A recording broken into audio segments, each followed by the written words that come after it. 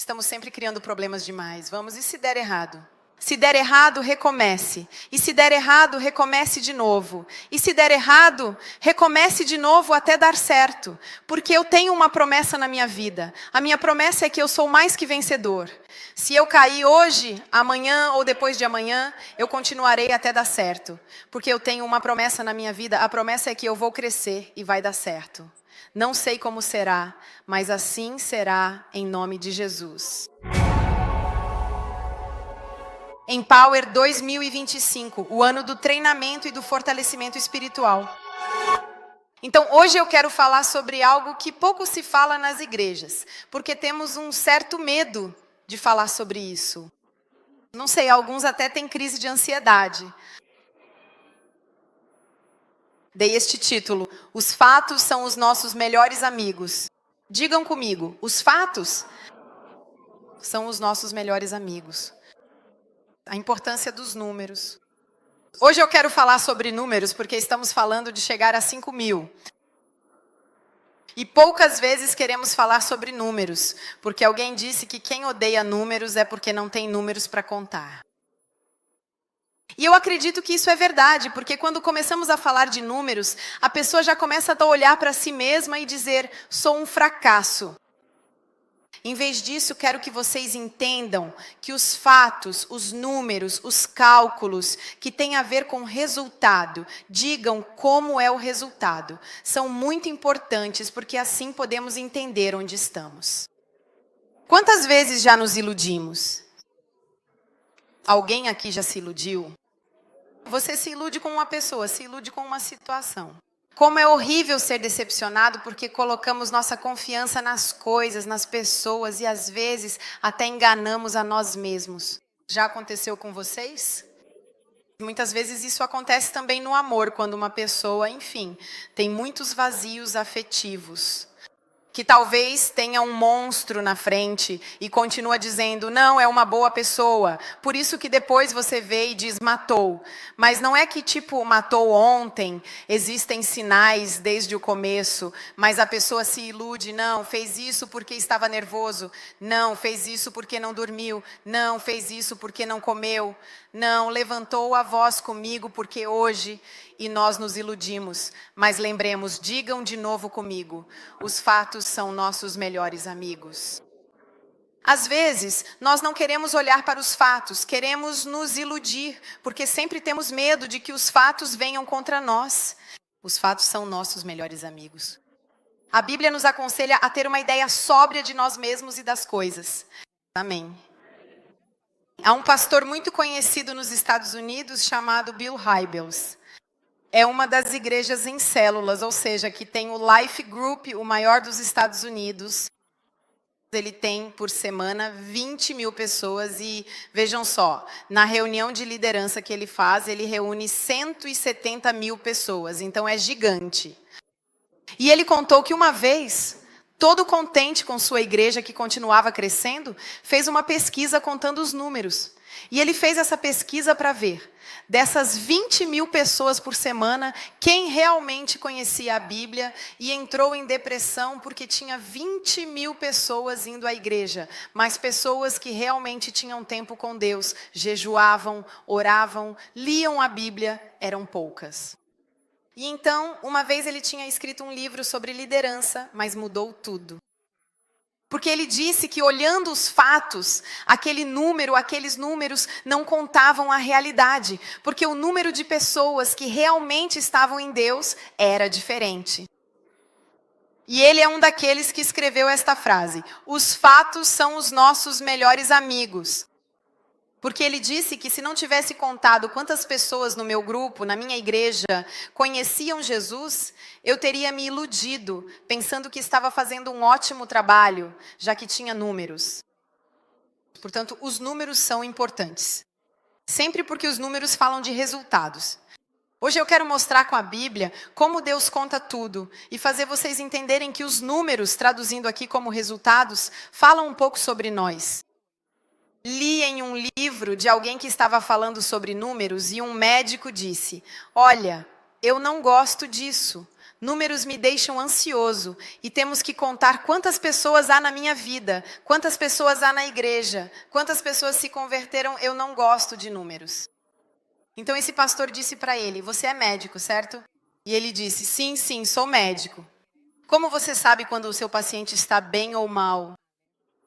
E ele disse: eu faço exames médicos e olho cuidadosamente os valores, porque os valores são apenas números importantes. E de acordo com os resultados dos exames, eu te digo, você tem um tumor? Não tem, está muito bem. Olha só a sua glicose, enfim, você come muito açúcar, é diabético. Não é. E ele disse: eu nunca entendi que, na verdade, eu vivo com números, mas às vezes rejeitamos a ideia de números, porque dizemos que o que importa é a qualidade. Mas quero dizer a vocês, onde há qualidade, sempre haverá números. Amém? E então, quando você vai ao médico, acho que todos nós já fomos ao médico pelo menos uma vez. Não é como se você dissesse: estou com dor de cabeça, está tudo bem. Ele diz: faça os testes de acordo com os números. E os números também são números de comparação. Você já fez um teste em que o normal é 3 e você está em 1,2? E você diz: talvez eu não possa passar por isso. Ou então você olha e tem uma estrelinha, como quem diz: aqui você está falhando, seu exame aqui não está bom. E sempre há um parâmetro de comparação para entender se você está bem ou mal. Sim ou não? Perfeito. Portanto, os números na Bíblia são muito importantes. Tanto é verdade que Deus também criou um livro que se chama... E quem já leu esse livro sabe que nos primeiros 7 capítulos dá vontade de passar direto. Quem nunca passou assim, porque são só nomes? Vamos, confessemos todos juntos, porque você começa a lista de nomes e números, e no final, 130 mil, 120 mil, 115 mil, e em certo ponto você vai e passa para o 8. Vocês já viram isso? Uma vez ouvi Reinhard Bonk, que hoje já não está mais entre nós, mas era um evangelista fantástico, que disse: eu sempre pulava para o capítulo seguinte, mas um dia o Espírito Santo me disse: sabe por que criei o livro de números? Porque cada nome para você, para mim, é importante. Cada pessoa, cada um desses para mim é importante. E ele disse que a partir daquele dia começou a ler cada nome só porque para Deus era importante. Ok? Então vamos olhar para esta passagem na Bíblia, onde é muito simbólica, mas fala de números. Lucas 15, do versículo 3 ao 6, diz assim: e ele lhes contou esta parábola: qual de vocês, tendo 100 ovelhas e perdendo uma delas, não deixa as 99 no deserto e vai atrás da que se perdeu até encontrá-la? E quando a encontra, cheio de alegria, a coloca sobre os ombros. Ao chegar em casa, chama os amigos e vizinhos e lhes diz: alegrem-se comigo, porque encontrei minha ovelha que estava perdida. A minha pergunta para vocês é: como ele soube que uma ovelha não estava lá? Porque ele sabia. Ele contou, olhou para todos aqueles que Deus lhe havia dado e disse: 1, 2, 3, pensem. Todos os dias ele contava. Eu não sei vocês, líderes de life, mas quando você começa, você percebe: está faltando essa pessoa. Por que essa pessoa não está aqui? Porque aqui o bom pastor se fez uma pergunta, porque ele contava, digam comigo, ele contava para saber se todas estavam bem, se todas estavam dentro do aprisco, e descobre, contando, que faltava uma. Vejam o que diz Provérbios 27 e 23. Procura conhecer bem o estado das tuas ovelhas e cuida dos teus rebanhos. Como ele fazia isso? Com certeza, a primeira coisa que ele fazia era contar. Depois, nós encontraremos no livro de Números, digam comigo, o livro de Números, Números 1, 3, Deus ordenando a Moisés que faça um censo, que conte. Veja o que diz. O Senhor falou a Moisés no deserto do Sinai, na tenda do encontro, no primeiro dia do 2º mês, no 2º ano após a saída dos filhos de Israel da terra do Egito, e disse: façam a soma de toda a comunidade dos filhos de Israel, segundo as suas famílias, segundo a descendência paterna, contando os nomes de todos os homens, um por um, digam comigo, um por um, a partir dos 20 anos de idade para cima, todos aqueles em Israel que podem ir à guerra. Tu e Arão farão o censo deles segundo as suas divisões. Então, 2 vezes Deus diz a Moisés para contar. Diga comigo, para contar. Portanto, Deus queria saber quantas pessoas ele podia enviar para a guerra. Quem era o povo? Você encontrará na Bíblia Deus contando quantas ovelhas eles tinham, quantos bois. Quando fala da história de Nabal, que era o homem tolo, vocês se lembram? O homem que não queria dar comida a Davi, Davi queria matá-lo, mas a esposa, Abigail, foi até lá e disse: meu marido é um tolo, como o próprio nome dele. Quem se lembra que diz, aquele homem era muito rico porque tinha 3.000 ovelhas? Ou seja, dizia que ele tinha muitas ovelhas. A Bíblia dá números muito precisos para poder dizer se uma pessoa era rica ou pobre. Então Deus conta para entender a situação, mas há uma passagem na Bíblia em que Davi conta e Deus fica irritado e a morte chega a Israel. Segundo Samuel 24, do versículo 2 ao 10, diz assim: o rei disse a Joabe, que era chefe do exército que estava com ele: percorra todas as tribos de Israel, de Dan até Berseba, e faça o censo do povo para que eu saiba o número. Joabe respondeu ao rei: que o Senhor teu Deus faça o povo 100 vezes mais numeroso do que é, e que os olhos do rei, meu senhor, possam ver isso. Mas por que o rei, meu senhor, tem prazer em fazer isso? Mas a ordem do rei prevaleceu sobre Joabe e sobre os chefes do exército. E Joabe e os chefes do exército partiram da presença do rei para fazer o censo do povo de Israel. Eles atravessaram o Jordão e acamparam em Aroer, à direita da cidade que está no meio do vale de Gade, perto de Iaser. Depois foram de Gileade para a terra de Tatim-Hodse, depois foram a Dan e a região de Sidom. Foram até a fortaleza de Tiro e a todas as cidades dos heveus e cananeus, e terminaram na região sul de Judá. Em Berseba, percorreram todo o país, e após 9 meses e 20 dias, voltaram a Jerusalém. Joabe forneceu ao rei o número do recenseamento do povo. Havia em Israel 800.000 homens fortes, aptos para portar armas, e em Judá 500.000. Depois que Davi fez o recenseamento do povo, sentiu remorso em seu coração e disse ao Senhor: pequei gravemente no que fiz, mas agora, Senhor, perdoa a iniquidade do teu servo, pois agi com grande insensatez. Porque Deus manda fazer o recenseamento, mas é Davi quem faz e Deus fica irritado? Porque antes, só Deus podia dizer: façam o recenseamento, contem. Tanto que o chefe do seu exército dizia: melhor não. Vocês sabem qual é a diferença? Se você conta para saber o quanto é forte e não confia no Senhor, mas nos números do seu exército, isso é ruim. A diferença está na motivação pela qual eu conto. Se eu conto para dizer que sou maior, que sou o melhor, isso está errado diante de Deus. Mas se eu confio nele para saber como está meu exército, o bem-estar do povo, se eles estão bem ou mal, isso é agradável a Deus. Veja como a motivação do coração muda toda a história. Amém? Então, em toda a Bíblia, temos Deus que está lá, que continua a contar, e está na contagem que nós compreendamos como as coisas estão. Veja o que diz John Maxwell. Vocês sabem, John Maxwell é aquele que fala muito sobre liderança. Olha que bonito, ele diz assim: se uma equipe deseja alcançar seus objetivos, precisa saber onde está. Nenhuma equipe deve ignorar a realidade da sua situação para poder vencer. Portanto, não podemos enganar a nós mesmos. Precisamos dizer a verdade para nós mesmos.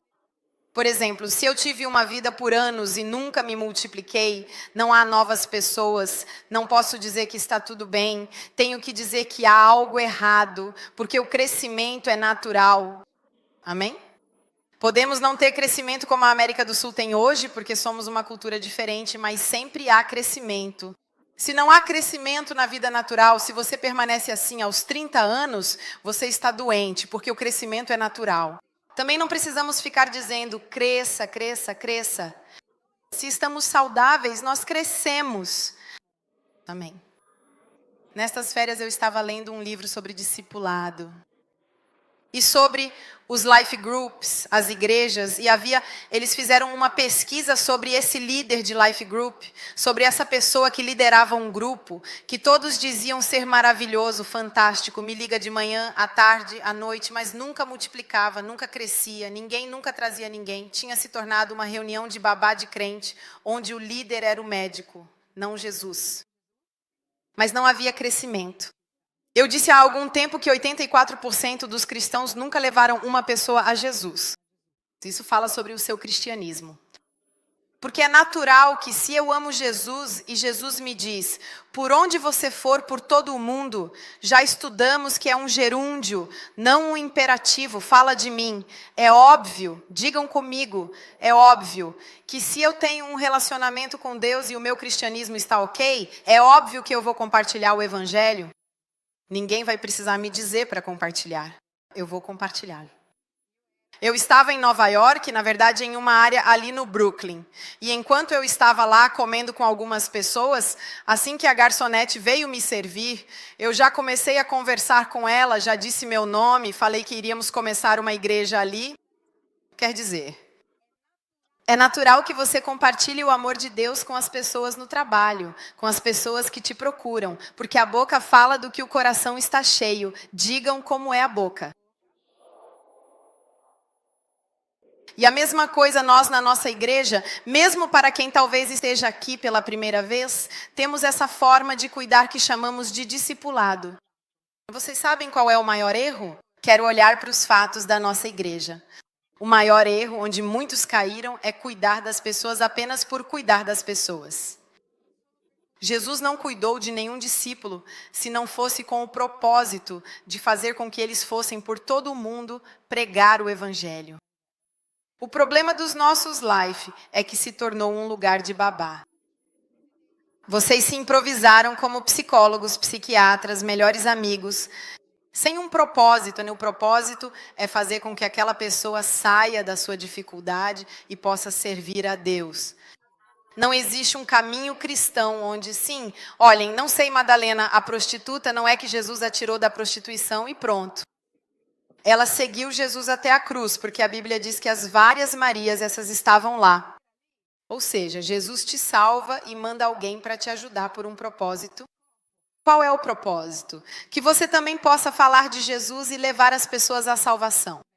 Não existe isso de vir à igreja só para se sentir bem. Existe sim. Eu venho à igreja para aprender, para melhorar, para consertar meu casamento, minha vida, meu relacionamento com meus filhos, para servir a Deus de uma maneira melhor. Não existe um discípulo de Jesus que ficou lá sem fazer nada. Todos os discípulos de Jesus, se você olhar para a vida deles, ou morreram mártires, ou de qualquer forma, só João não morreu mártir diretamente, ou seja, morreram em diferentes situações pregando o evangelho. Não existe esse negócio de babá na igreja. Muitos estão errando porque seguimos as pessoas, mas não as seguimos do ponto de vista de Deus. Ou seja, enquanto eu acompanho alguém, a minha pergunta é: obrigado. Você levou sua família a Deus, porque sem Deus as pessoas vão para o inferno. Você levou seus amigos, para quem você está pregando? Qual é o que Deus está colocando no seu coração? O que você vai fazer? Que parte do mundo você vai mudar? Você vai mudar a arte e a medicina? O que você vai fazer? Porque eu te acompanho com um propósito. E o maior erro da igreja é seguir as pessoas apenas por segui-las. E há pessoas que não querem crescer. Há pessoas que, em vez de pagar 150 euros ao psiquiatra ou psicólogo, vão à igreja. E há alguém que as ouve de graça. Não podemos entrar nisso de jeito nenhum. Amém? Estamos aqui para que as pessoas possam crescer. Outro grande erro que muitos cometem, às vezes o líder inseguro, é gostar que alguém dependa dele. Vocês sabem quantas pessoas Te ligam 200 vezes. Quando a pessoa é jovem na fé, como uma criança. Quando a pessoa é jovem na fé, a criança, você está sempre ali. A criança chora, você dá de comer. Mas quando a pessoa é madura, nós precisamos desprender essas pessoas de nós. E precisamos conectar essas pessoas a Deus. Eles não são nossos discípulos, eles são discípulos de Jesus. Amém. Então, às vezes, dizemos meu discípulo como se disséssemos que estou discipulando essa pessoa, mas não estou discipulando para que ela seja como eu. Porque se ela for como eu, será um desastre. Estou discipulando para que ela seja como Jesus. E quando uma pessoa cresce, é preciso dar a ela a oportunidade de crescer. Amém. A Bíblia fala sobre pessoas crescendo. Diga-me como é. A Bíblia fala sobre pessoas crescendo. Como saber quando um time de futebol está indo bem? Diga-me. Você diz que meu time de futebol é o melhor nos 10 anos em que está na 3ª divisão. Ela é a melhor emocionalmente, mas ela é a melhor, certo? Porque senão ele estaria em primeiro lugar e teria ganhado algum campeonato, não é? Quem ganhou o último campeonato na Itália? Nápoles. Então, o Napoli é o melhor time da Itália hoje. Uma salva de palmas para o Napoli. Porque você sabe pelos resultados, tem a Copa do Mundo, você chegou atrasado para o jogo, a primeira coisa que você pergunta é quanto é, como é? E se disserem 3-2 para a Itália, ou então 1-1, estamos empatados. É pelo placar que você entende como está indo o seu time, sim ou não? Eu me lembro quando o Brasil perdeu de 7-1 para a Alemanha. Ainda existe uma ferida na alma. O pastor Judas disse que ele tinha ido assistir lá em casa. Foi pegar uma pizza rapidinho, porque já estava nervoso, que já tínhamos levado 2 gols. Ele voltou e já tínhamos levado 7. Não estava bem, era um time que emocionalmente estava mal. No começo até foi bem, mas não tinha emocional para reagir. Então os números falam muito, digam aí, muito.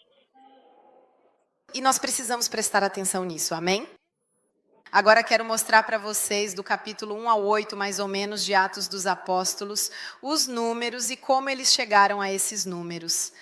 Então, em Atos dos Apóstolos 2, do versículo 41 ao 47, diz que, vejam só, aqueles que aceitaram a sua palavra foram batizados. E naquele dia foram acrescentadas cerca de 3.000 pessoas. A Bíblia conta 3.000 pessoas, sem contar mulheres e crianças, então um pouco mais. Diga comigo, 3.000 pessoas. Ok, o que aconteceu?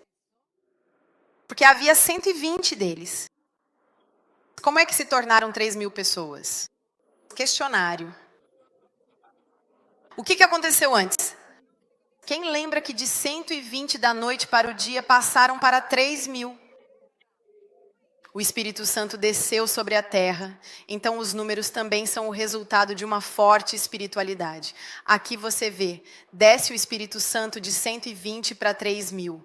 Depois, veja em Atos 4:4, diz assim: mas muitos dos que ouviram a palavra creram, e o número de homens chegou a cerca de 5.000. O que aconteceu antes? O que aconteceu antes? Quem se lembra? Houve a cura do paralítico conhecido por toda a cidade na Porta Formosa. Assim que o paralítico, que todos conheciam, se converteu, de 3.000 foram para 5.000. O sobrenatural, espiritualmente falando, fez com que a igreja crescesse. Depois nós olhamos em Atos 6, do versículo 1 ao 7. E no versículo 7 diz assim: a palavra de Deus se espalhava, o número dos discípulos se multiplicava grandemente em Jerusalém, e também um grande número de sacerdotes obedecia à fé. O que aconteceu antes do versículo 7? Quem se lembra? Eles organizaram a igreja, dividiram quem eram os apóstolos e quem eram os diáconos. E o fruto dessa organização, digam como é.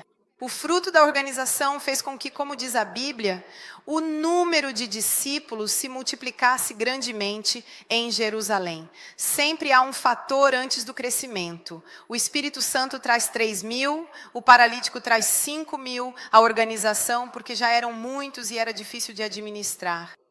Quando eles administraram e organizaram, isso levou a um crescimento ainda maior. Portanto, digam que, como sempre, antes do crescimento, há algo espiritual ou organizacional. Sempre há algo que não é apenas números. Em Atos 9:31 diz assim. Diz que Paulo diz que o povo crescia e diz assim, veja, assim a igreja por toda a Judéia, Galiléia e Samaria tinha paz e era edificada. E andando no temor do Senhor e na consolação do Espírito Santo, crescia constantemente. Digam como é, constantemente. Você encontra uma igreja que continua crescendo sempre. O que aconteceu antes de 931? A Bíblia diz que o apóstolo Paulo vai de cidade em cidade pregando o evangelho. E pela primeira vez começa a pregar também aos gentios. E isso dá origem ao movimento missionário de Deus, fazendo a igreja crescer. Amém? Então, há tantos eventos, o movimento missionário, o Espírito Santo, a cura, a organização, tudo isso traz crescimento. Digam comigo, crescimento?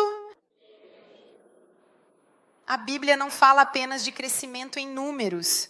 A Bíblia também fala de crescimento espiritual. Não pode ser que você venha, seja uma criança na fé, e depois de 30 anos eu te encontre e você esteja exatamente como eu te deixei, certo? Não pode ser, porque é natural. Se eu tenho um bom alimento, se eu estou me alimentando das coisas de Deus, é natural que eu cresça. Veja o que diz Colossenses 1:10, diz assim, obrigado, para que andeis de modo digno do Senhor, agradando-lhe em tudo, frutificando em toda boa obra e crescendo no conhecimento de Deus. Os frutos falam de crescimento, de fato, ele diz aqui, veja, dando fruto em toda boa obra e crescendo no conhecimento de Deus.